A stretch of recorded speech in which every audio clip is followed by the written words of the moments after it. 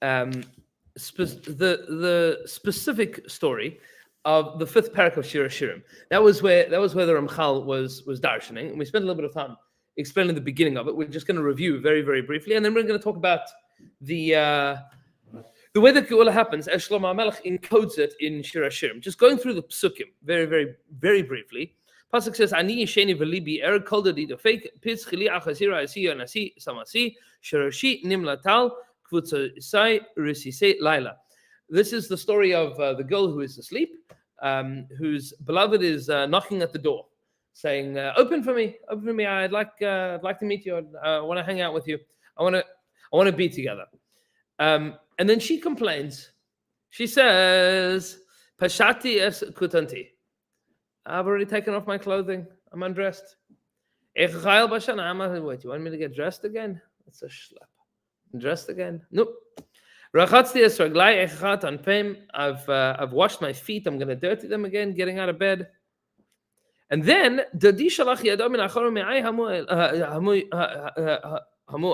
he sticks his hand through the hole, and he's trying to get my attention. Finally, kamti ani liftach ledadi. I get out of bed and I go to open the door. Ve'adainat fumar. My hands still have like moisturized on them. It's what I say mar over, and my fingers are covered with some kind of oil. Al kapot amanul on the lock of the door. Pasachti ani ledadi, and then I finally open for my beloved. Ve'dadi chamak avar. He's gone. Dude's gone. Finally, got out of bed. I get myself ready, and he's gone. Nafshi yatsa b'dabro, and my soul went out with his speech, which is a strange pasuk. We're going to talk about that. Bikashtiu v'loy matzasihu. I searched for him, and I could not find him. Karasiv v'loy anani. I called out to him, and he didn't answer me. Matzauni ashemirim asavivim ba'ir. I was found wandering around at night by the shomrim, by the watchmen that are wandering around in the city. Hikuni petzaoni, and they began to beat me up. Nasuis rididi me'alai shomrei chamos, and they gave me grief. Those people that were watching the walls. And then the narration changes from telling the story to a direct call. Hishbati eschem benos Yerushalayim. I'm making you swear, O daughters of Yerushalayim. Im timtzu es dodi ma tagidu lo. If you find my beloved, what will you tell him? Shechalas ahava ani. That I am sick of love, meaning I'm love sick. Chalas ahava ani. Sick of or with? Meaning with. Meaning shechalas ahava ani. I'm sick as a result of love. Right? Okay.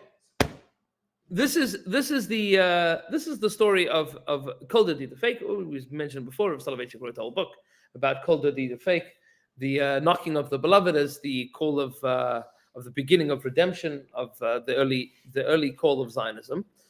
But that notwithstanding, the Ramchal has pointed out to us that each stage of the story is hinting at a different part of the redemptive process, and we'll just go very briefly through the things that we've mentioned in the past 2 weeks. The first two psukim.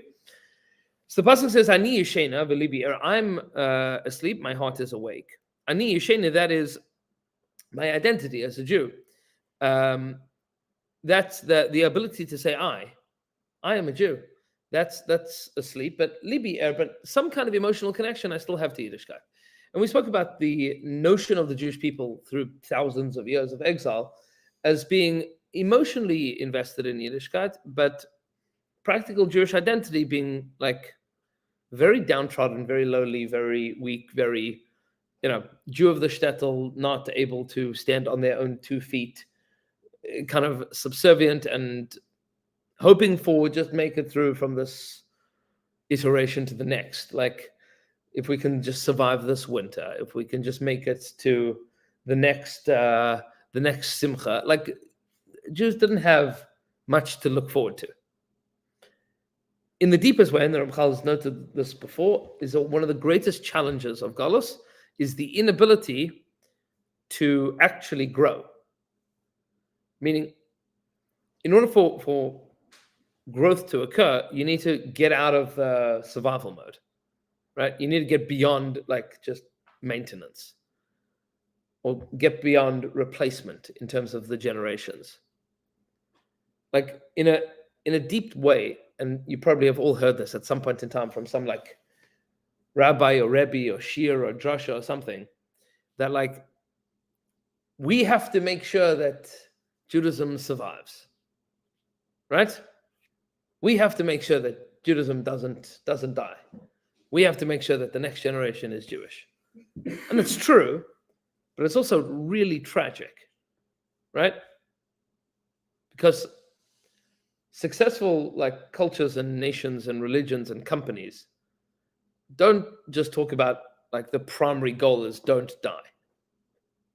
That's, I mean, it's always like smart people always at the back of their minds know, like, you know, everything is temporary and anything can end at any moment. But like, you take a look at like, I don't know, Apple and Amazon are not trying to ensure that they don't die. They're also trying to ensure that they don't die, but they're doing much more than that. Like the goal of Apple is to stay very relevant and to grow and to invent more things and capture more of the market and become bigger.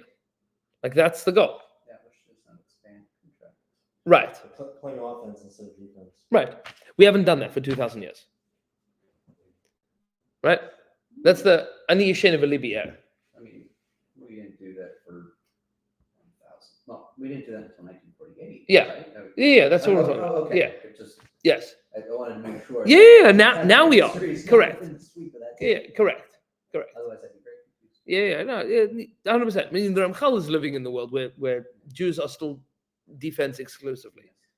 I mean, there's very little innovation. There's replacement and there's continuity and there's survival and there's, you know, make sure that at least somebody's a Talmud Chacham, somebody that like some kid from the village should learn how to be the sheikhet, and another kid should learn how to be the moel, another one should like learn how to be the rabbi, and somebody should learn how to lane and learn how to lead the davening, because like when the grandparents are dead, who's going to take over? Like that's it. Like that was the goal. Like, go on, kid, get an education. I mean, the stuff of like, you know, who's going to milk the cows and who's going to, you know, get the chickens. Everybody kind of knows how to do that stuff because that's your whole life every day. But like, who's going to be able to run the town? So you need people. You need people for those kinds of things. So that was the goal. That was the goal of most of Yiddishkeit for most of the thousands of years of exile. And then something happens. And that's Kol Dodi, the fake, the voice of my beloved is knocking at the door.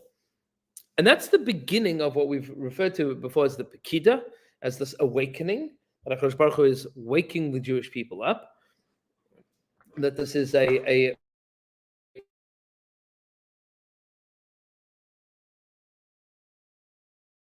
and we spoke about this in a Kabbalistic sense, that this was the Midah of Yesod, which we spent a lot of time.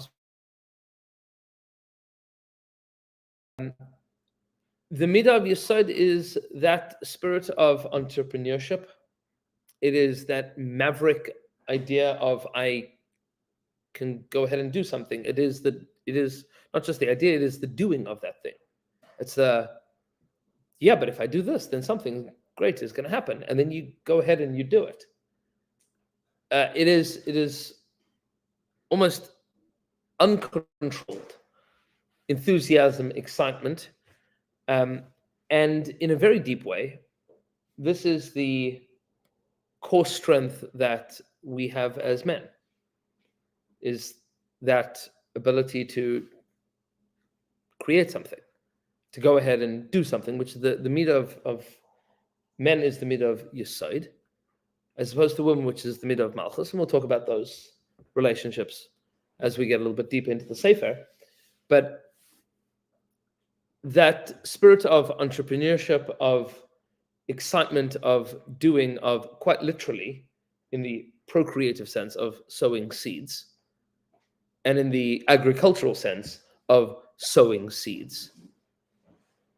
Both of these things are the midah of Yesod. Sleeping? No, I have a little bit. Oh, excellent. It's all good. Just go. It's all good. Hi, Eddie. He's still awake. It's fine. Hi, Eddie. Fail. Dad, in every way. All of your siblings are asleep. Every way. Fail. Yeah. Every way. If it helps, my two both doing the same thing. Excellent. All of the siblings were sleeping. No, they're still sleeping. Baruch Hashem. Okay. That's the midah of Yesod. Now, we've also pointed out that in the personalities of the Chumash, who's the midah of Yesod? Yosef.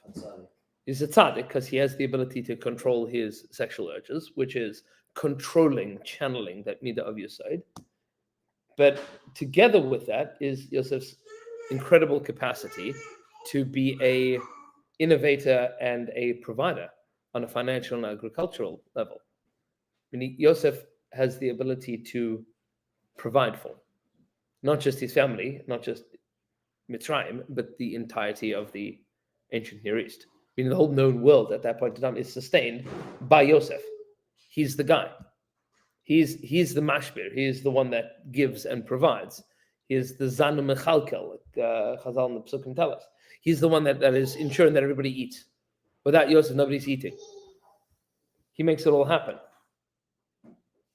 And that all comes together as the totally in control CEO of his own life and therefore the world around him. And you see that as Yosef gains further control over himself, he gains further control over the world around him. Which is, yeah. We can reserve it for another time. About the Saudi designation, Yeah. I'm curious. One thing I appreciate about our texts is that presents our figures as human. Yes. Faults. And so I'm familiar with the story of him and his brothers, with him as participating in a negative way within the family by rewarding his status over his brothers and not meriting what happened to him, but inspiring resentment.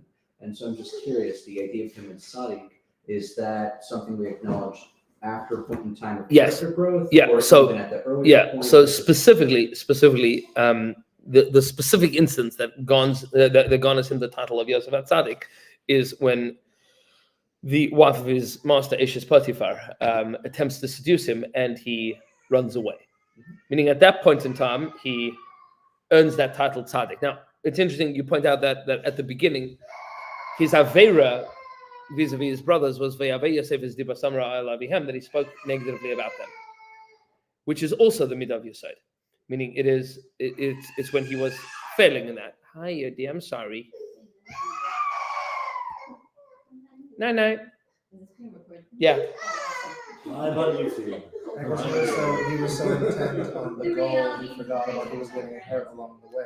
Like he was still intent on the goal. He wasn't wrong. Correct. We're going to bow down to him. Yes. So that's the yisod, that the enthusiasm of getting to the goal and Yes. doing it. He just wasn't thinking about anyone getting Collateral damage along the way. Yes. Related to that, so the second part of my question is also so he's Mr. in Command, Mr. Rainmaker, wonderful things, but isn't the consequence of his totalizing of state control over the food supply and other things that enabled him to do this fantastical stuff, the end result was the enslavement of the populace to the government, like that negative aspect? Yes. I'm just wondering how that, Yes. because that kind of actually sounds very similar to what you're saying. I mean, it doesn't have to It be. was already like that before.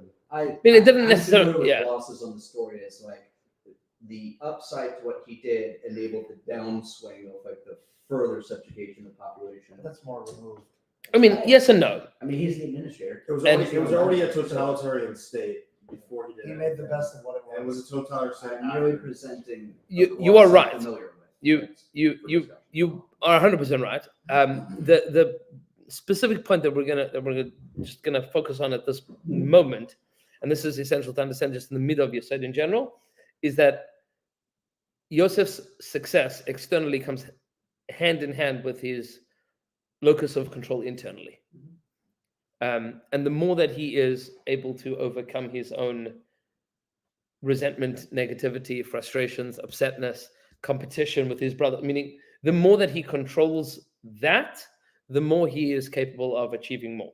The more that he is able to control his drive for his own sexuality, the more that he has the capacity to generate a incredibly successful and arguably the most successful family in the entirety of Sefer Bereshis.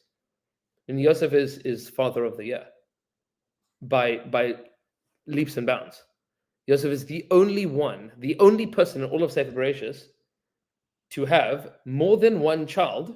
Both of them are on the same page as him when it comes to monotheism and Avodas Hashem and the future of what they want to create, and they get along with each other. Right, that's the bracha. We give our children the bracha that they should be like Ephraim and Menashe. Yosef is father of the year. He achieved what literally nobody from Adam until him managed to achieve.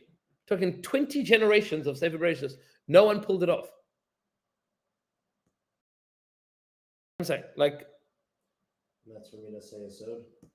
yeah, That creates good children that like each other. yes. Meaning he develops that within himself, and then has the capacity to express it to others. I have a question. Sure. Being in Tzaddik, obviously this is off topic, but Not necessarily, the way but he treats his brothers Mhm. when they come to Egypt, to almost like he was acting as if he was God and Mhm. judging them and manipulating them to humiliate them to see if they've actually repented or not. Like, how is that in line with what a tzaddik would do? Yeah, so you ask a great question. There's a lot of mahalchim as to what exactly Yosef was doing.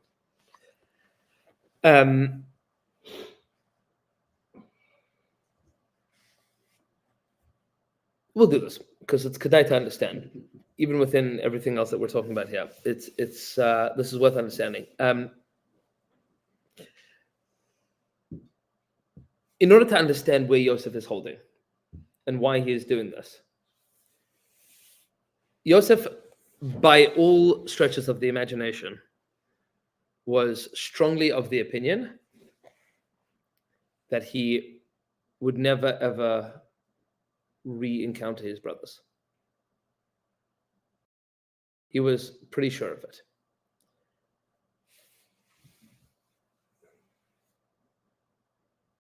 We had the dream of them bowing down. Yes. It didn't happen.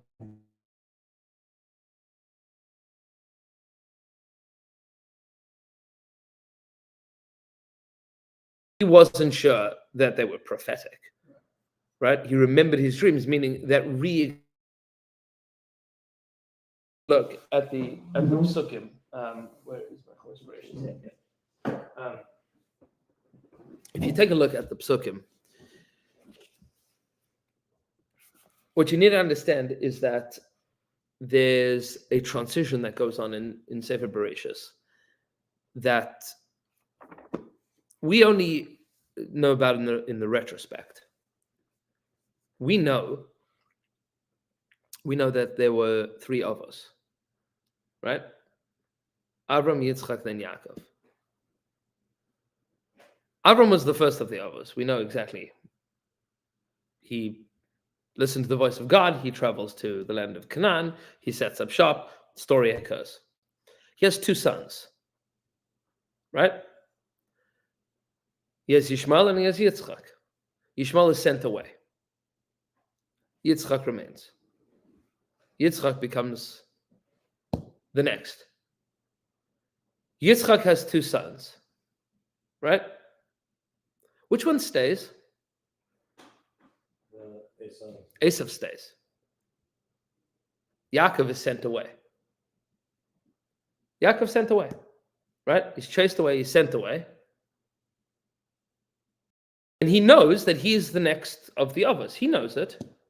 He knows it because he has been imbued with this capacity. He knows that he is the next of the others, that he cannot rely on his brother to carry the torch of monotheism and the bris with Avram Avinu forward. He's all that there is. Were it to be that Yaakov could have avoided Esav for the rest of his life, he would have avoided Esau for the rest of his life. Hey, come on in. He would have avoided him for the rest of his life. Esau chases up to Yaakov, right? And threatens his life. And all the story occurs with that whole conversation. Fine. Yaakov then has a dream. Has a dream of his whole family observing the monotheistic Abrahamic tradition, right? He has that dream. But not unlike his father Yitzchak. Yitzchak also wanted both of his sons to be the continuation of it, and it didn't work out. Didn't work out well for him at all. There was an Esau who became a hunter, and then later a murderer and a rapist and a generally bad fellow. It's not the location where they all are. Because you see this from Avram Correct. through Moshe. It's not where they are, it's what they're doing with their time. 100%. But Avram is the first of the others. Yitzchak is the second of the others. Yaakov is the third of the others. At the point in time that Yaakov is trying to establish 12 tribes, he no longer wants there to be a system of avos. Because avos only works if there is only one person next, right? You can't have multiple avos of the same generation, because then not everybody has the same av, right? Meaning we all descend, all the Klal Yisrael descends from Avram, Yitzchak, Yaakov. Right? That's where we all descend from. So after Avram, Yitzchak, and Yaakov, Avos ends. Now they are going to be Shvatim. They are going to be tribes. Yitzchak attempted to do this a generation earlier. He was going to have Yaakov and Esav, and they were going to be co-heads of the next generation. Turns out that Yaakov realizes that he can't rely on his brother to do this at all. So he needs to strike out on his own. Yaakov attempts to create a equal footing amongst his children, but also recognizing and realizing that a religion and a nation will fall apart if it has tribes with no leadership. And therefore, he places the mantle of leadership on his son Yosef. Pashtus is, why does he give that role to Yosef? Favorite son from his favorite wife. No, that's what the brothers said. I think Esau.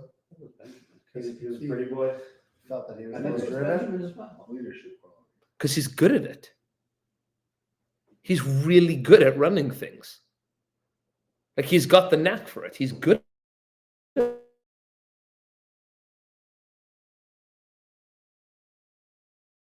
Like, some way to go before he grows into that position fully.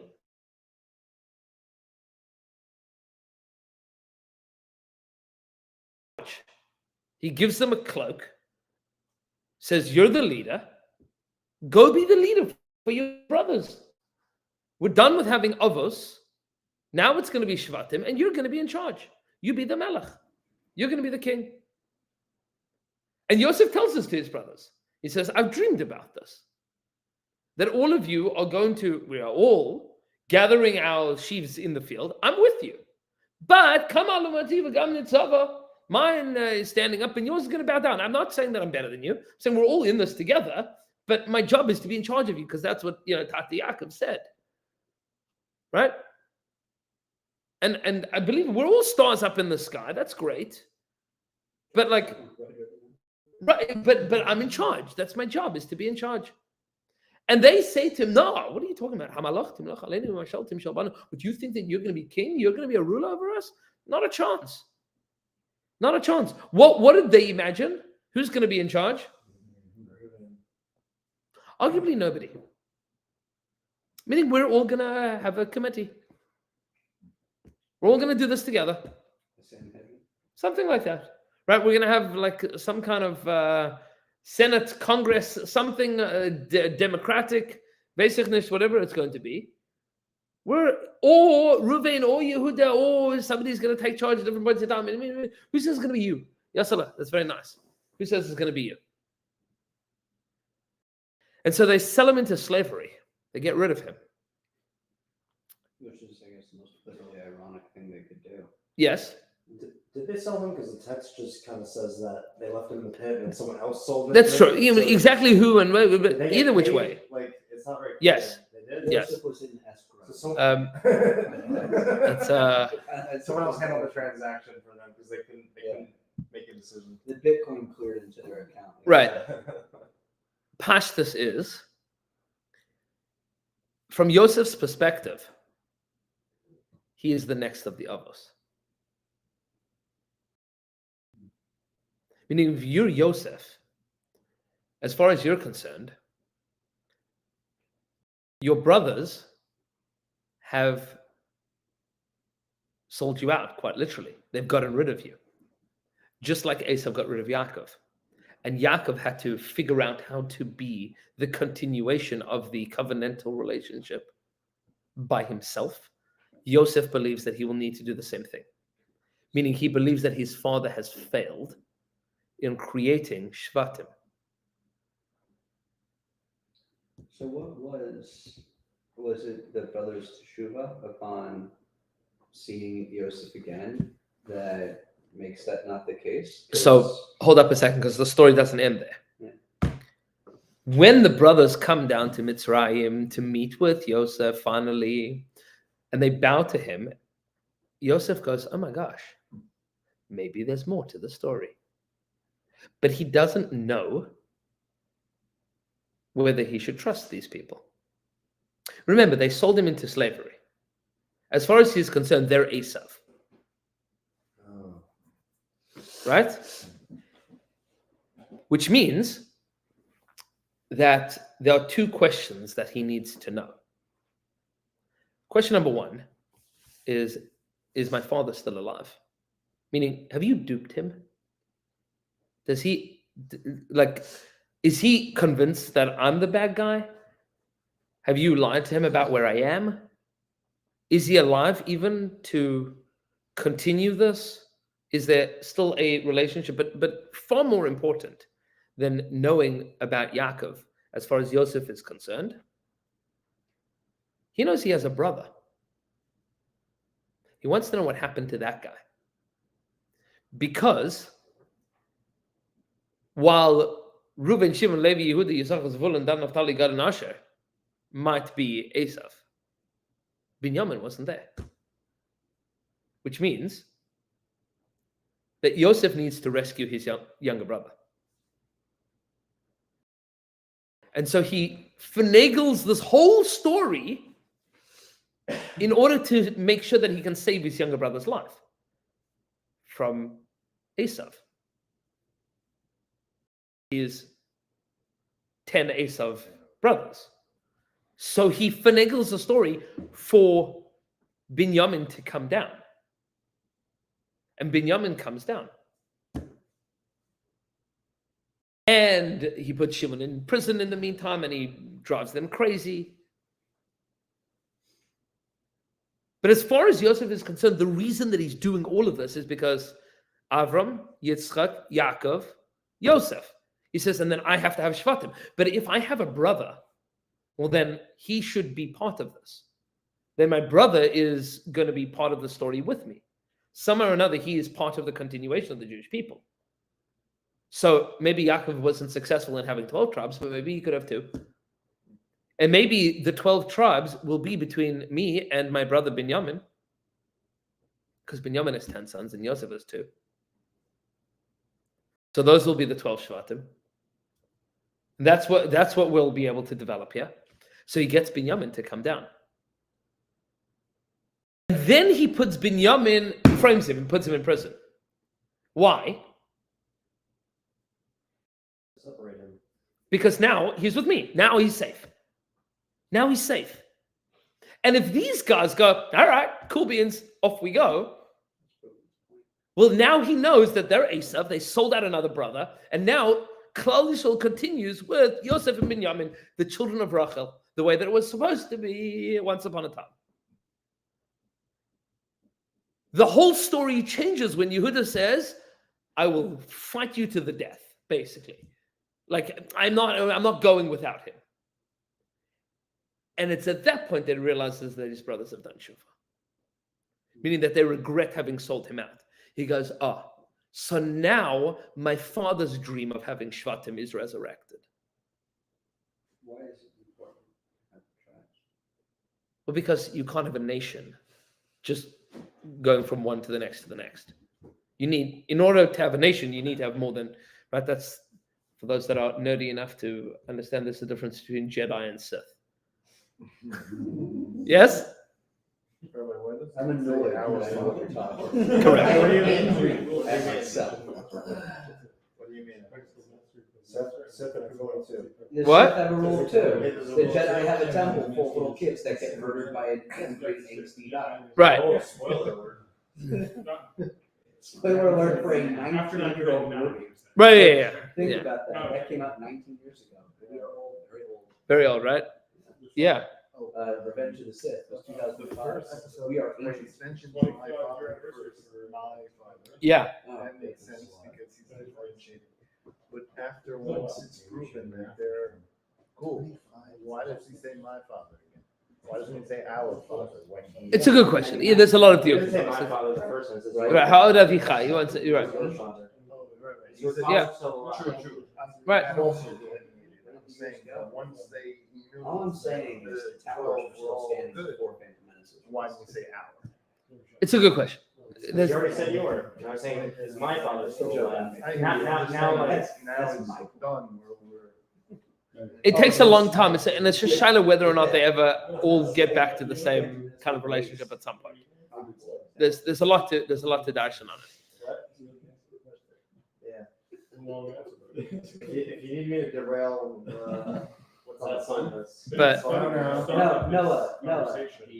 You and I are Joseph and Ben. We are the ones. Same Right. We need to. That's our job. Yes. Yes. So we think of it. Yes. Pashta says that Yaakov's dream of having Shvatim is restored. But at that point, Parshas Vayigash, that's when it happens. That's when it happens. That's before that, as far as Yosef was concerned, okay, Avram failed, Yitzchak failed, Yaakov failed. Maybe I'll succeed, right? That's the. With his pithy Fourth time's the charm. By the way, you on that point, you should know that it's a famous shmooze of it's a Sichas Musar of Rav Chaim Shmulevitz. He mentions he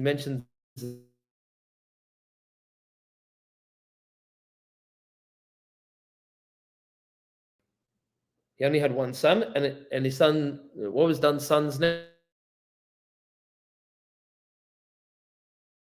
He had one son, his name was Chushim. Chushim was death. Shevet Dan, Dan ben Yaakov had one son whose name was Chushim.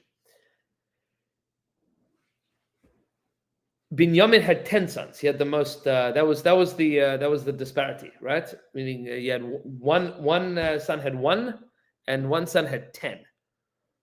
If you look a bunch of generations later in Parshas Bamidbar, when the count happens of Klal Yisrael in the Midbar, you see that Dan is enormous and Binyamin is very small. And Rav Chaim Shmulevitz points out, is like, don't ever discount what one person is capable of, and don't be blown away by what 10 people are doing.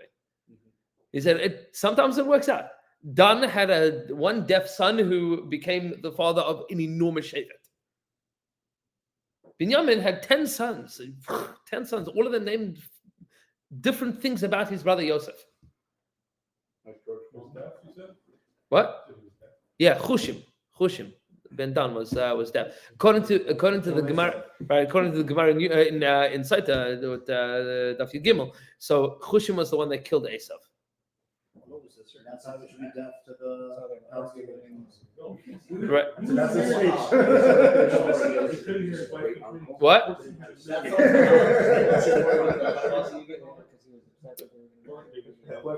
Based on the Sforno and Rabbeinu B'chaya. If you medayik in the Sforno in particular, he doesn't say it first, but yeah. but it's very clear if you take a look at the Sforno throughout Sefer Bereshis. That's seems to be his basic mahalach. There's a lot more to say in it, but Pashtus is that's what's going on in Yosef's side. At least Shittas Sforno that his goal was to ensure that Klal Yisrael survives. That there's something called Klal Yisrael that continues. Yeah, since we're there. Say what? He was a shepherd. Vayeshev Yitzchak be'eretz megureya v'be'eretz Canaan. Ele told us Yaakov Yosef ben Shvayis Rishona Hayaroy es echav batzayin. So it's a machlokes. What the words Hayaroy es echav batzayin means. Hayaroy es echav batzayin. What does the S mean? Hayaroy, he was a shepherd. Es echav batzayin. Unkelos says that the word es there means im. Hayara im. Achai. He was a shepherd with his brothers. Sforno says Hayara es echav batzayin. He was the shepherd of his brothers. That was his job. That was his role. He was the shepherd of his brothers. Now there's a lot more to speak about because Avram was a shepherd. Yes? And Yaakov was a shepherd. And Yitzchak, for the majority of his life, was a shepherd. He also did a little bit of agricultural stuff in Gerar, but overwhelmingly he was a shepherd. Yosef was glad shepherding. The brothers were all shepherds. There was no agriculturalism there at all. What's the significance of being shepherds? Okay. Because what dream does Yosef have? Agriculture. You mean this second? The first one is He grows wheat. he's growing wheat. He had never grown wheat in his life. Right? It's a very different lifestyle. You're sedentary, you're fixed in one location, you're working with all that stuff. I remember reading a bunch about like the themes of the nomadic lifestyle and the freedom and the unsettled nature of patriarchs as compared to like the city dwelling pagans and all those things. So there's a lot to differentiate between shepherds and farmers. It is- There's your whole Pesach thing. It is the oldest machlokas in human history.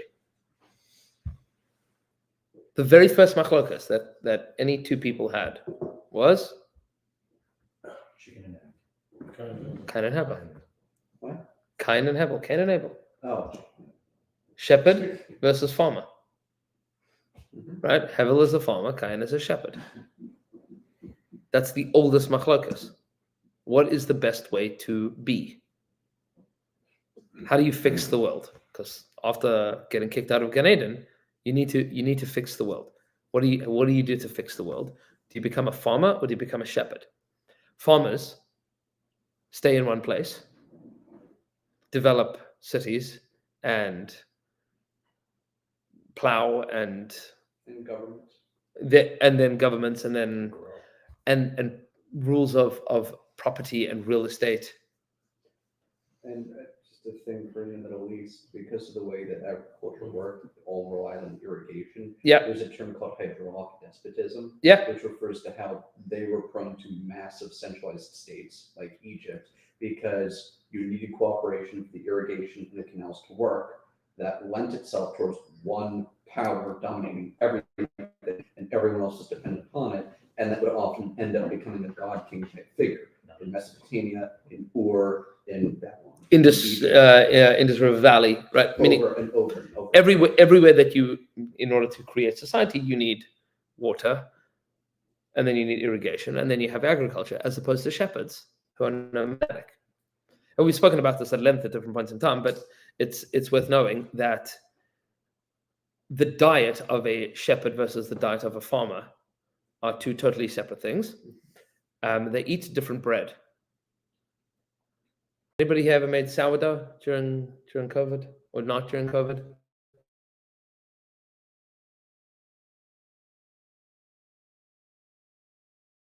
Right? Like a pet, right? And a child, right? You have to keep feeding it and keep it like a, You have to keep it in like a cool, dark place, and then you have to soften some of it off, right? You have to keep feeding this thing, right? Exactly. Keep mine with the cities. Yeah, keep it cool, dark place. Right. That's my starter, not my child. That's Where's my child? right. Starter is like a complicated thing to keep. You have to keep that alive. In order to make leavened bread, you need a starter and you need time.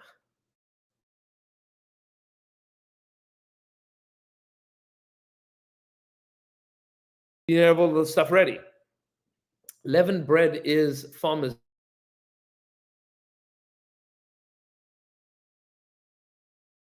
on the run.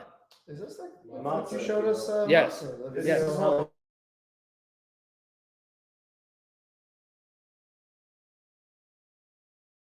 how 2 years ago.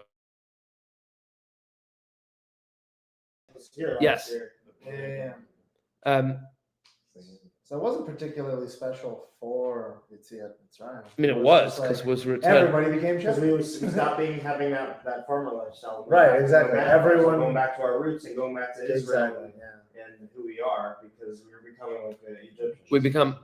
It is the return to being a nomadic shepherd once again, which is why even when we get to Eretz Yisrael, because they knew how to. even when you get back to Eretz Yisrael and you're going to reestablish your society and culture, and in order to become a place of significance of society and culture, you need to settle in a place, which means that you need to grow crops and you need to have a agrarian farming society. But once a year, you turn back into a nomadic shepherd. Yeah, for 8 days. Other than that. Yes. you're just saying the agrarian lifestyle is better. I mean, Yes. That's what Judaism is all about. Yes. Everything we do is about agriculture. Yes. Politics and all Everything. that. Yeah. Yes. So there's an answer. It's not like, well, nomadic is okay. Yes. It's not horrible, but it's not great. So the deep danger of the agrarian lifestyle is its godlessness. That's like any No, a shepherd is always at the mercy of the elements. It's day to day, right? Is that the? You don't have food to eat from today to tomorrow. You don't have a place to be. You are at the mercy of nature. You are constantly recognizing your own vulnerabilities. You're Right. also in much more an eternal present Right. because you do not have the laying out of long plans and therefore ambitions. Right. Shepherds would never build that way. Right. And they would never end so. Correct. They would never what? Midas Hayesod is not a shepherd's lifestyle. You can't build and create. You live from day to day.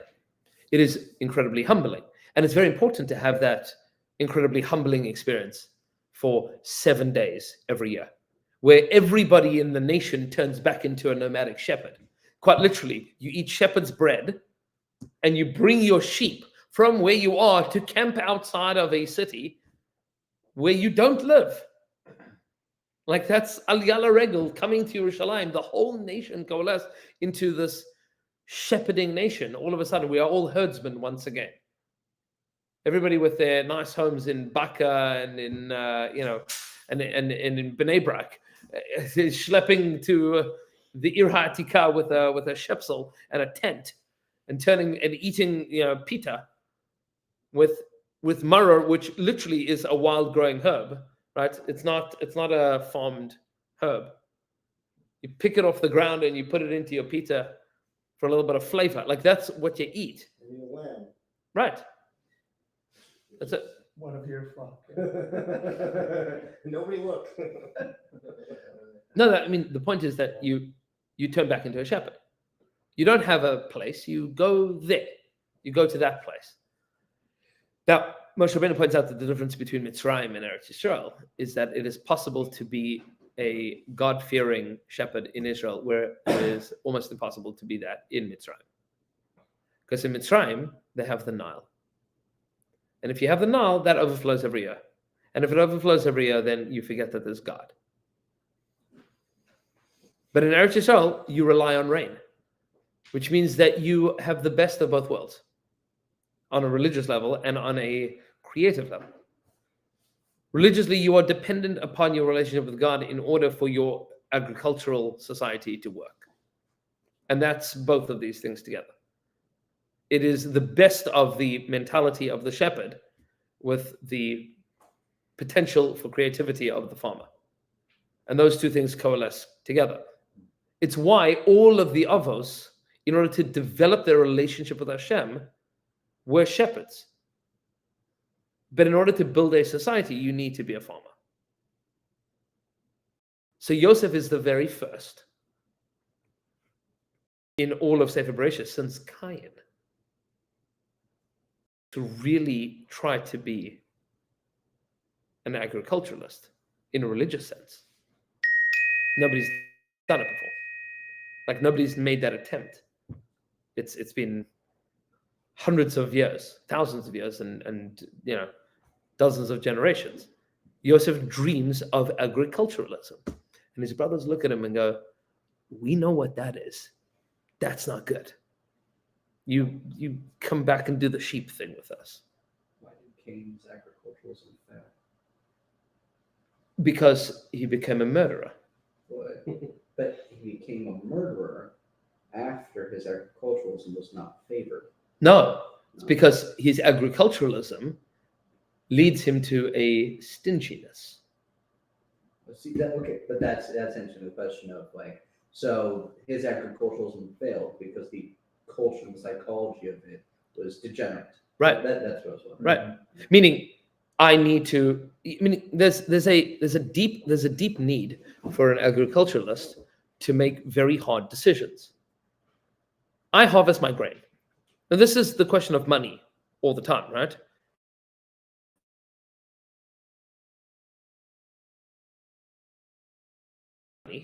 And then you have things that you need to do with that money. So let's say I make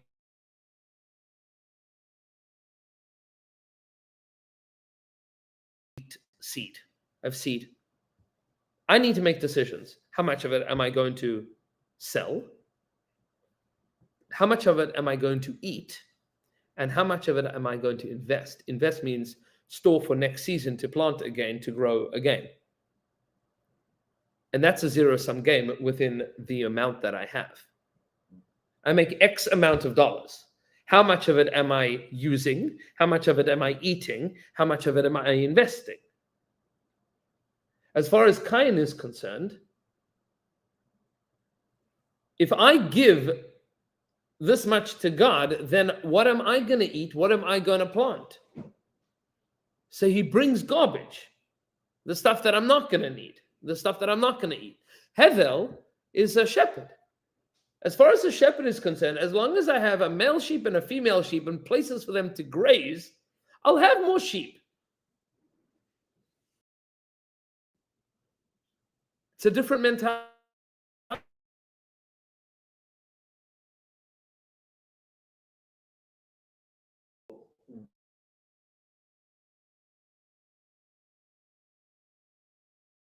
Are either of them wrong? No. So then the agriculturalist is actually just more insecure. In many ways, yes. There is a deeper insecurity of the agriculturalist because the agriculturalist is far more susceptible to kachiv atzim yadi, to I'm the reason that. Correct. All of the agricultural mitzvahs of Eretz Yisrael, of tithing and contributing and donating and bring your first fruit and everything, is all in service of recognizing that it is not because of me that this has worked, it is because of God that this has worked. That comes to the shepherd naturally. The shepherd knows that he's not really in control of it. He understands his vulnerabilities very profoundly. The agriculturalist could well delude himself into thinking that if I work harder, I will have more. However, isn't So I shouldn't I'm work trying to hard. think. What? So I shouldn't work hard. Got it. Yeah. Just playing devil's advocate because it's and maybe I'm missing the point, but you could easily say, and there are many people like this who they sort of like a Rolling Stone, Right. Complete unknown, right? Like the song goes, where you essentially have a lack of commitment. Yes. Those people who they stay in one place for too long and they get jittery and they say, I can't stand here anymore. They can't keep families well, right? They cannot stick with one person. They feel weird owning a home. Some of these people, unfortunately, end up homeless on the streets because they cannot keep a job, right? They cannot stay in one spot and say, come back here tomorrow, 9 to 5. I can't. You're controlling my life. On a different plane, you have people who I personally know who they'll just say, they'll say Gamzo Tovo for anything, even like terrible things that they need to act on. You're like, okay, you know, in this scenario, you should act, but they say, it's okay, God will take care of it. You say, God will take care of it through your actions. Do this logical thing. Sure. So I'm just thinking, couldn't you say that the agricultural person, the person who is insecurity, the other one has an insecurity, but in a different way. The insecurity is, I can't stay in one spot. I have to keep moving. There is Something a bad will happen Yetzirah if I stay. There is a Yetzirah to both. Eitan, this is to your point, and this is important to know. Hashem Shmuel asked an interesting question. He says, if Hashem favors Hevel and despises Cain, so then how come Hevel dies? It's a great question, huh? Mm-hmm. Like, God didn't come. okay, He did through time. I'm saying, but like, There was a world. but like, Free will argument. you know what I'm saying? Like, why does, like, what's the justice in this? Like, was he high something? Did he do something wrong? He wanted him. He brought him into. He took him out of the world. And took Okay. him closer to him. So what's the That was good. what's the Yetz, I mean, what's the Yetzirah of like why is the Mishnah says in others that somebody that gets killed is because they are high for it in some way or another. Like there's some chiyuv, like why does Hevel die? Or if you finish, what do you have to do? So Shimon makes this fascinating argument. He says, and this is based on the Kitzur Arizal in Parshas Karach, but I'll say this outside very, very quickly. Is that Cain and Hevel represent two different extremities of emotion and orientation.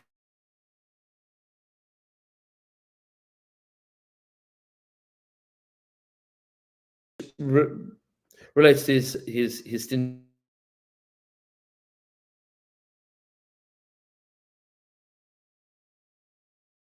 income and economics and crop and relationship with Hashem and his brother, and it's the control freak because I can't try, like I'm trying to cover up for the fact that I'm not in control.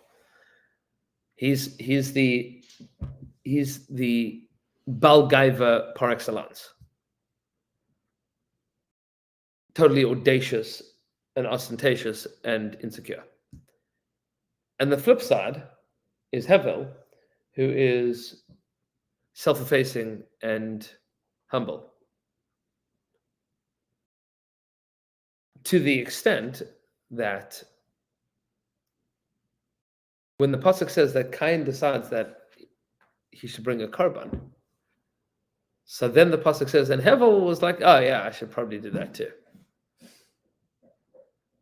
Says the Shem Yishmael, the Yetzirah of Hevel is that he didn't do anything. He didn't do anything. Why is he chayiv misa? Because HaKadosh Baruch Hu created you and put you in a world, and he was content with literally just living from day to day and doing nothing. It's only when his brother says, I should go and do something, he's like, Taka, that's not a bad idea. Maybe I should help us do a thing. So he says, Cain is chayiv misa because he's a murderer, because he's desperately in control of things. But Hevel's chayiv misa because he's achieving nothing. And that is the extremity of the Yetzirah of Gaiva and the extremity of the Yetzirah of Anava, of humility. Two totally different sides. Which one has the capacity to build the world? Cain. He built the city. Right? Cain is a world builder. Cain is trying to create a relationship with Hashem. Poorly, but he tries. Hevel is honest and genuine and humble and ineffective. really selling it. I think it's a balance. It comes out to this. It's Right. Very difficult And that balance to find. and that's the tussle that's going on here.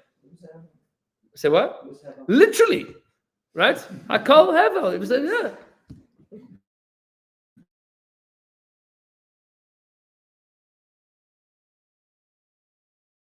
Moshe Rabbeinu, meaning Hevel comes back as Moshe Rabbeinu, which is Moshe Rabbeinu's Onav Mikol Adam, and he needs to fix that by being a somebody, and you see that he mamish does.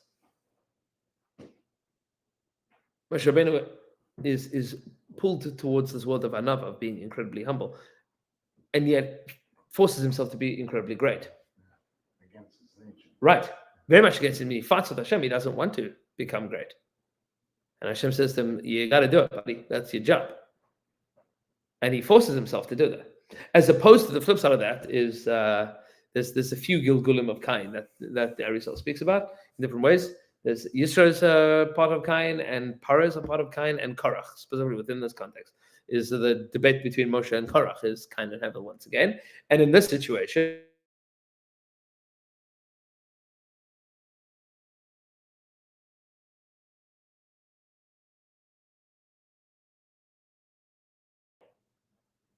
and there's a lot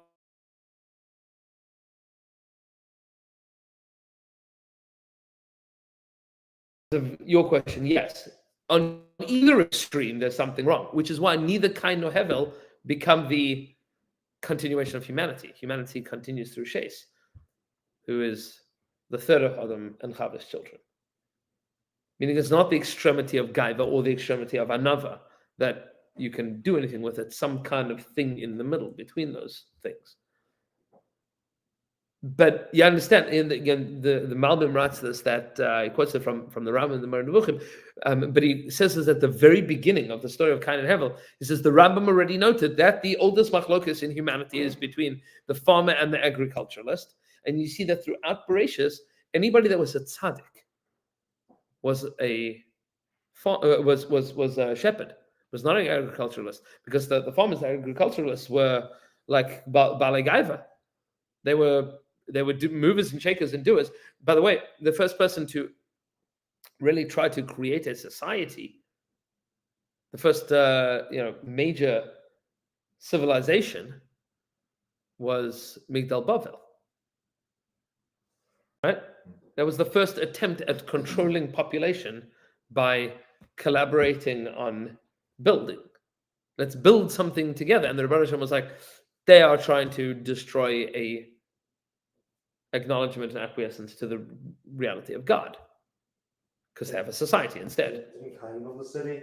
He did, but he He was had a bunch of children, and they all lived there and stuff. right. So he built a settlement, but Nimrod tries to create a city that controls humanity, and people were so into it.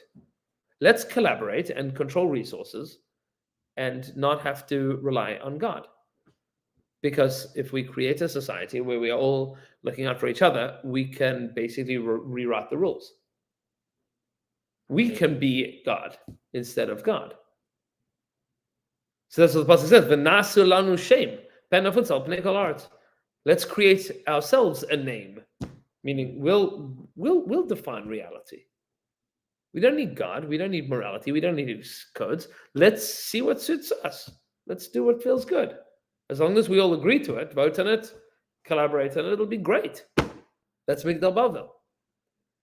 Yosef is the very first person to say we can do this and not become decrepit. Sounds familiar. Right? That's Midas HaYesod. He was the first person, and he dreams about it. You understand why his brothers were so nervous about him, by the way. Like when he was like, no, I'm dreaming of becoming an agricultural superpower, and I'll be in charge of you guys. They were like, we've seen this movie before. And Yosef is saying, no, Chavra, there's more to see here. We can do this. That machlokas is still Chai V'Kaim. But okay, so that was a little bit.